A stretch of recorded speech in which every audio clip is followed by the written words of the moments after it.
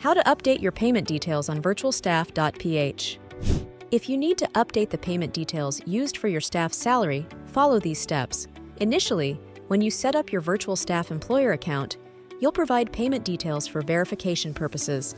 If you later wish to use a different card or modify your details, you can do so easily through the dashboard. Adding a new card. Log into your dashboard. On the left sidebar menu, click on Payment Method. Add your card. On the Payment Options page, click the Add Card button and enter the required details. Complete the process. Click Add Card to finalize. Deleting or changing payment details. Note: for security reasons, you cannot directly edit saved card details. To make changes, you must first delete the existing payment method and then add the new one. Delete existing details.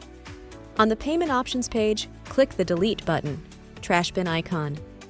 Add new details. After deleting, you can add the new payment details as described above. If you encounter any issues or need further assistance, please contact our support team.